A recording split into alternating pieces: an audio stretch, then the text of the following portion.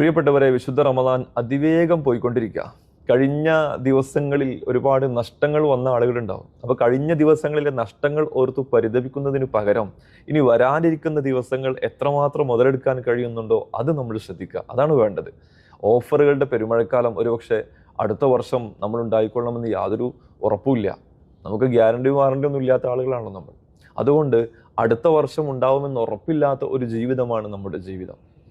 പ്രിയപ്പെട്ടവരെ, ഈ റമദാനിൽ ഇനി വരുന്ന ദിവസങ്ങളിൽ ഇതുവരെ നമ്മൾ പാരായണം ചെയ്തതിനേക്കാൾ കൂടുതൽ പാരായണം ചെയ്യാൻ, ഇതുവരെ നമ്മൾ ചൊല്ലിയ അദ്കാറുകളെക്കാൾ കൂടുതൽ ദിക്ർ ചൊല്ലാൻ, പ്രത്യേകിച്ച് നമ്മളൊക്കെ അശ്ഹദു അല്ലാ ഇലാഹ ഇല്ലല്ലാഹ് അസ്തഗ്ഫിറുല്ലാഹ് അസ്അലുക്കൽ ജന്നത വ അഊദു ബിക മിനന്നാർ അല്ലാഹുമ്മ ഗ്ഫിർലി ദുനൂബി യാ റബ്ബൽ ആലമീൻ ചൊല്ലിക്കൊണ്ടിരിക്കുകയാണ്.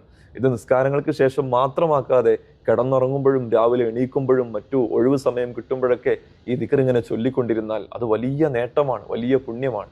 എൻ്റെ പ്രിയപ്പെട്ടവരെ, മറക്കാതെ നമ്മളത് ചെയ്യണം. അള്ളാഹുവേ നീ തൗഫീഖ് ചെയ്യണ റഹ്മാനെ.